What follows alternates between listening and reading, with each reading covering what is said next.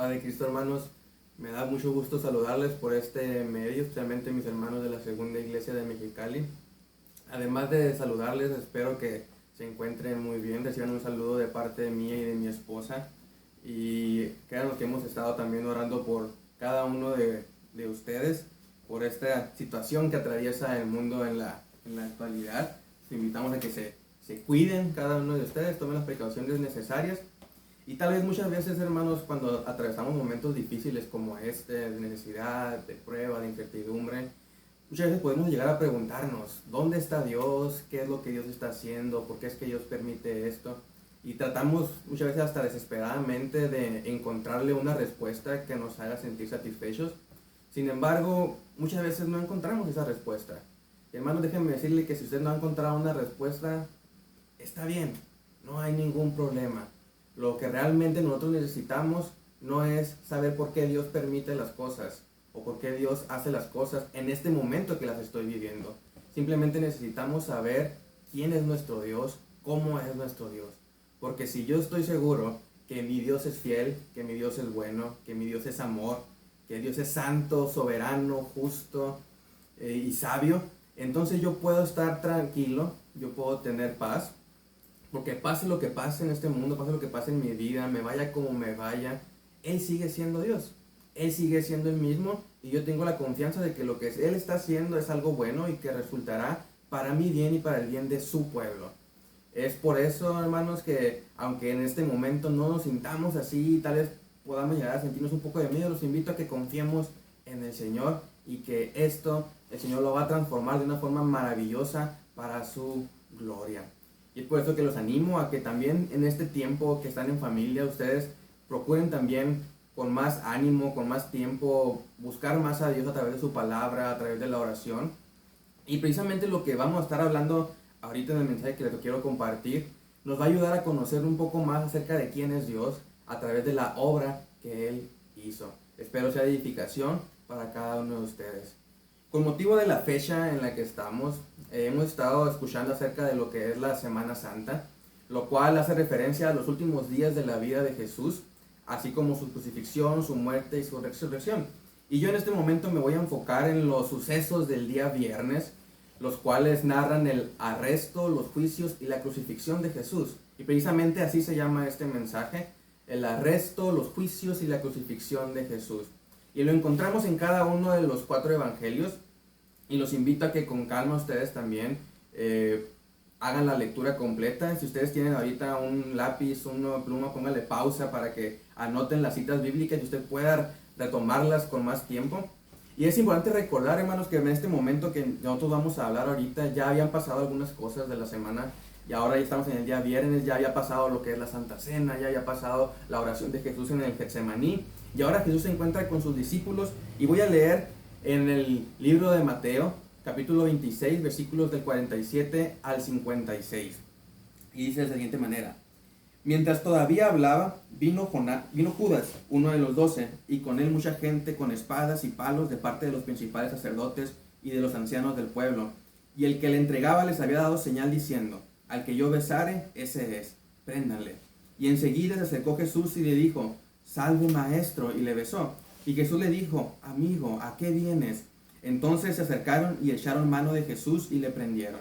Pero uno de los que estaban con Jesús, extendiendo su mano, sacó una espada e hirió a un siervo del sumo sacerdote y le quitó la oreja.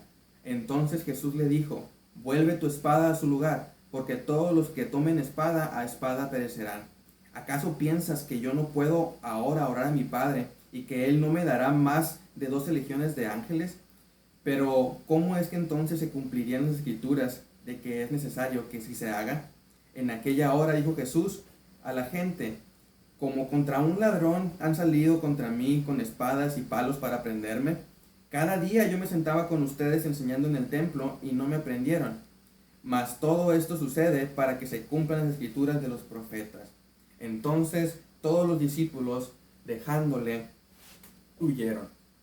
Hay muchos aspectos, hermanos, importantes en esta lectura y me gustaría resaltar unos cuantos. El primer punto que quiero resaltar es la mayor traición. Nosotros vemos cómo es que Judas aparece en la cena. Judas había dejado a Jesús unos días atrás en el momento de la Santa Cena y ahora Judas reaparece y no viene solo, sino viene con una multitud de gente armada. Y esta traición de Judas, ciertamente a Jesús no lo sorprendió, Jesús ya lo sabía.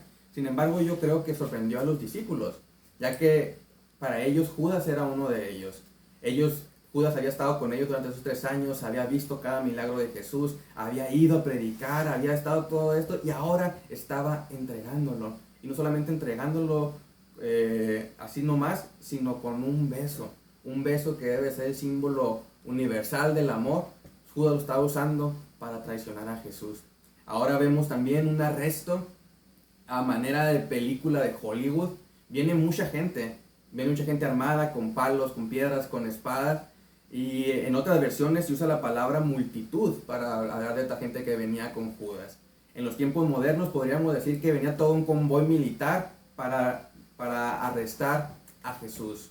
Y vemos a Jesús reaccionando.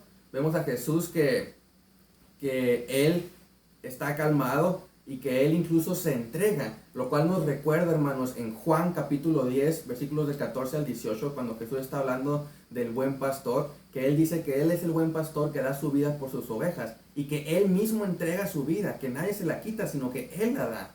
Y es por eso que Jesús tenía muy clara su misión. Él sabía que había venido y lo estaba cumpliendo al pie de la letra. Algo que también me gustaría destacar es que esta misma historia, en el relato como lo narra Juan, dice que Jesús, al ver la multitud, se les acerca, se aproxima a ellos y les dice: ¿qué vienen? ¿Qué quieren? ¿A qué buscan? Ellos le dicen: venimos a buscar a Jesús el Nazareno. Y en ese momento Jesús les dice: yo soy. Y cuando Jesús dice yo soy, esas mismas palabras que en el Antiguo Testamento nuestro Dios utiliza para manifestarse, al instante toda esa multitud retrocede y cae a la tierra. Sin embargo, Jesús no se vale de su poder, sino al Él conocer su misión, Él se entrega a ellos, no pone resistencia.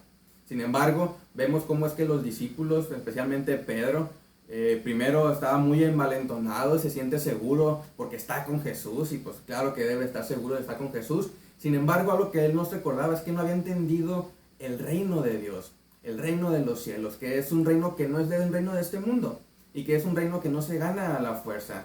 Y entonces Jesús le dice: Pedro, no lo hagas. Y vemos cómo Jesús le pega la oreja nuevamente al siervo del sumo sacerdote.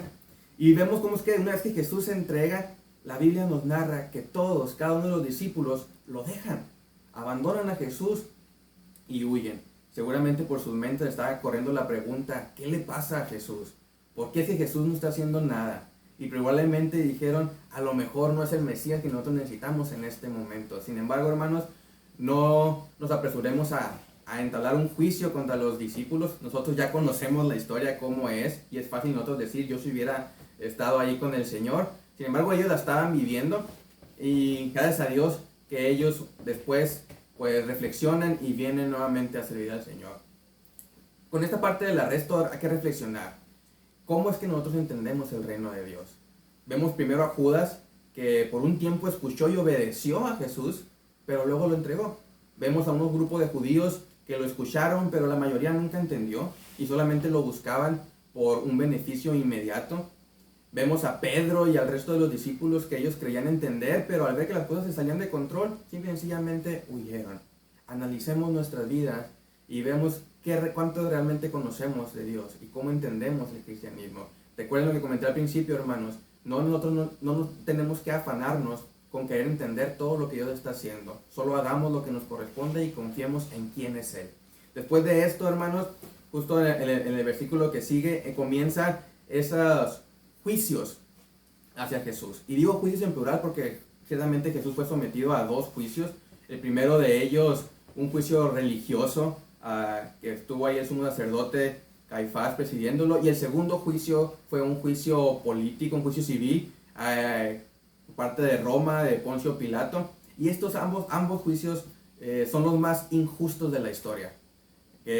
Ningún otro juicio en cualquier tribunal humano ha sido tan injusto como este. Sin embargo, al mismo tiempo, estos juicios son los más importantes que ha habido en el mundo, ya que de ese veredicto que se dio ahí depende el destino eterno de toda la humanidad. Primero, el juicio religioso. Allí en el versículo 57, justamente donde nos quedamos. Entonces vemos cómo es que esas personas que apresaron a Jesús lo entregan al sumo sacerdote. Y vemos cómo es que comienza este juicio, que es una completa farsa, es una completa injusticia, ya que el veredicto ya estaba dado desde antes.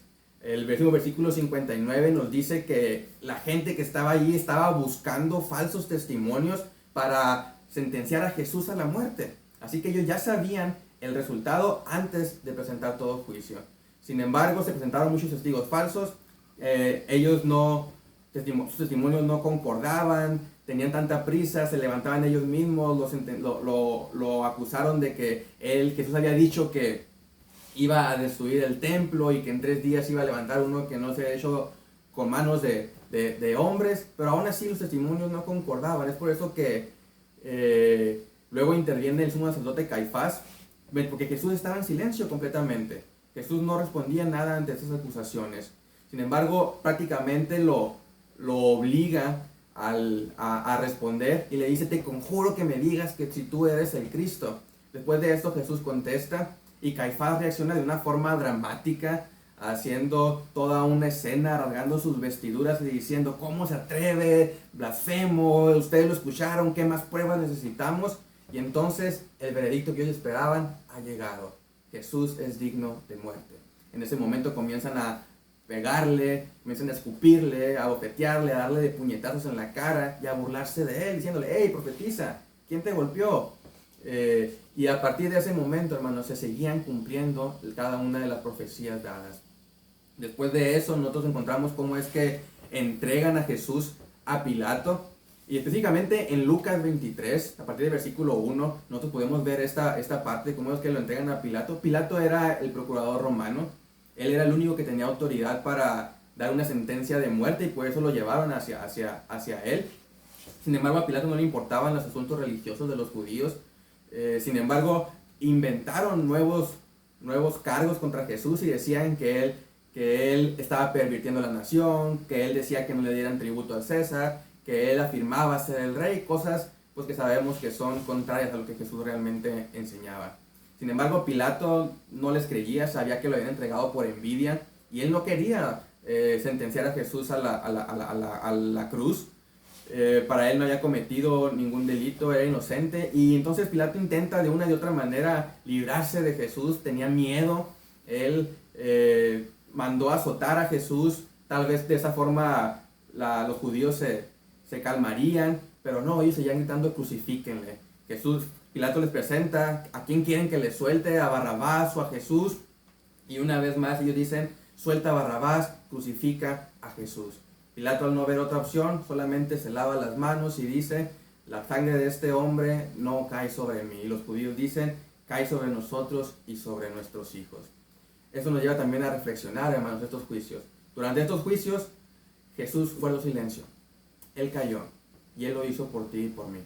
Él era inocente, pero aún así él fue sentenciado y él ocupó el lugar de muchos que no son inocentes, incluyéndome a mí e incluyéndote a ti, si es que tú ya viniste a él en arrepentimiento y en fe. También podemos aprender que el que Barrabás haya sido liberado mientras Jesús fuera sentenciado a muerte nos muestra una gran verdad del Evangelio: Jesús dando su vida en lugar del pecador. Por último, vemos la parte de la humillación y la crucifixión y la muerte de Jesús.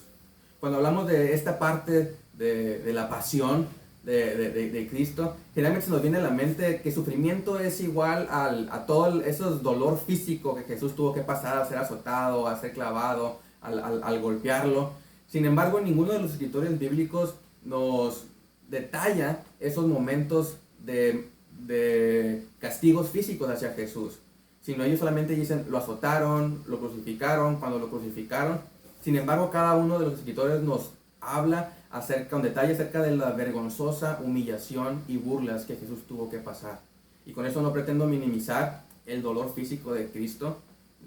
Realmente su cuerpo sufrió, realmente él padeció dolor, agonía, su cuerpo fue desfigurado, ¿verdad?, a causa de las heridas.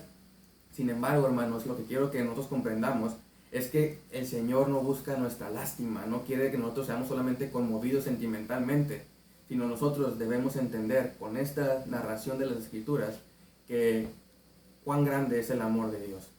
y cuán verdadero es el Evangelio.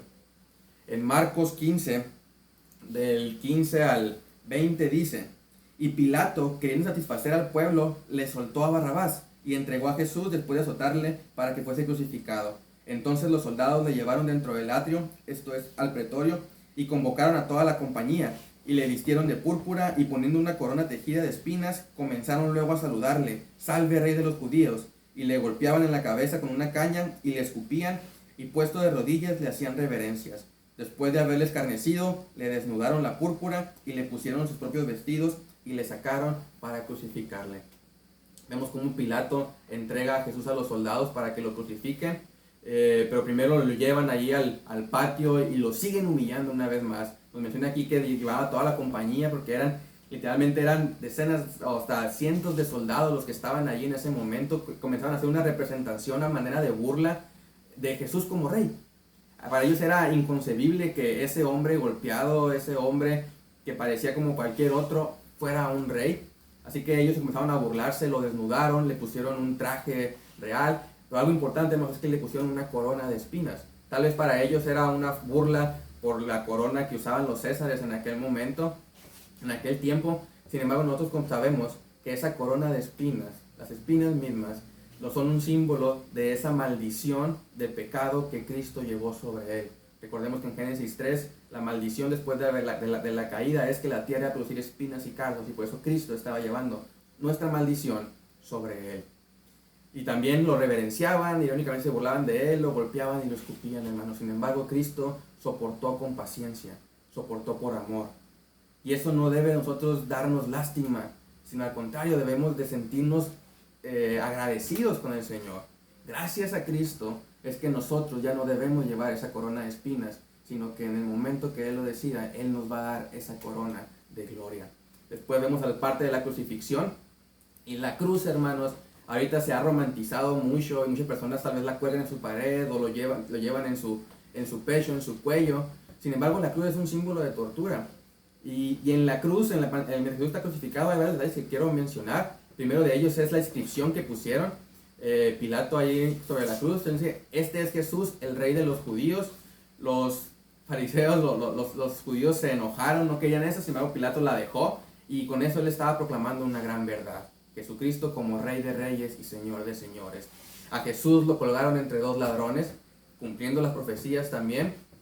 Y eso nos muestra una verdad, porque uno de esos ladrones, nosotros podemos ver cómo nuestro Señor le dijo: esta noche estarás conmigo en el paraíso. Cuando él reconoció su pecado, que él estaba ahí porque merecía ese castigo, pero que le pedía al Señor misericordia. Recordemos lo que dice Romanos 5:8: mas Dios muestra su amor para con nosotros en que aun siendo pecadores, Cristo murió por nosotros. Cuando Jesús estaba ahí crucificado, hermanos, también pasaban las personas y seguían burlando de él. Le decían: hey, sálvate a ti mismo. ¿Cómo es que salvaste a otro y tú no te puedes salvar? Es más, si te bajas, vamos a creer en ti. Sin embargo, Jesús no estaba allí para salvarse él. Él estaba allí para salvarte a ti, para salvarme a mí. Y él solo seguía mostrando amor y dijo: Padre, perdónalos porque no saben lo que hacen. Al mediodía, una oscuridad se apoderó de todo el lugar, y Jesús en ese momento, él estuvo pagando el verdadero precio del pecado de cada uno de nosotros. Él estaba bebiendo esa ira, esa copa de la ira de Dios, la cual él rogaba tal vez antes de: si es posible que pase de mí, pero no se haga mi voluntad sino la tuya. Ahora en ese momento él la estaba viendo por completo, y él estaba llevando el pecado tuyo y el pecado mío, si hemos creído en el Señor como nuestro Salvador, como nos hemos arrepentido y creemos que él murió por nosotros. Jesús dijo: Dios mío, ¿por qué me has desamparado? Porque él estaba experimentando todos esos infiernos que nosotros debemos de pasar. Sin embargo, después de eso, Jesús se da cuenta que él ha terminado su misión y dice: consumado es. La obra que él ha venido a cumplir, ya la ha hecho. Entonces grita y dice: Padre, en tus manos encomiendo mi espíritu. Y en ese momento el Señor entregó su vida por nosotros. Nosotros podemos, hermanos, conocer el amor de Dios hacia nosotros, no por la forma en la que estamos viviendo ahorita, no por las circunstancias que estemos atravesando, no por esta pandemia que estamos viviendo a nivel mundial, sino nosotros conocemos el amor de Dios a través de la cruz. Debemos mirar lo que Él ya hizo por nosotros y no lo que nosotros quisiéramos que Él hiciera el día de hoy. Ser cristianos, hermanos, no es solamente decirlo, no es solamente ir a la iglesia. Ser cristiano es ser un discípulo de Jesús. Y mismo Jesús dijo, si alguien quiere venir en pos de mí, niéguese a sí mismo, tome su cruz y sígame. Él nos puso el ejemplo de lo que es llevar la cruz. No solamente colgarte un collar o colgar algo en la pared, sino llevar tu cruz es morir todos los días al pecado que hay en ti. Llevar tu cruz es dejar que la voluntad de Dios reine tu vida por encima de tu propia voluntad. Tal cual Pablo lo dijo, hermanos, con Cristo estoy juntamente crucificado, ya no vivo yo, sino Cristo vive en mí. Espero que este mensaje haya sido de bendición para tu vida y espero que puedas comprender mejor lo que representa la Semana Santa. Pero sobre todo espero que conozcamos mejor quién es Dios y cómo es Él, y que no puede haber salvación fuera de Jesús. Dale gracias, hermano, porque Él te ha salvado. Y si esto aún es una realidad en tu vida, te invito a que vengas a Él arrepentido el día de hoy. Y que en este momento, esta Semana Santa se haga una realidad en tu vida. En el nombre de Jesús. Amén. Dios los bendiga.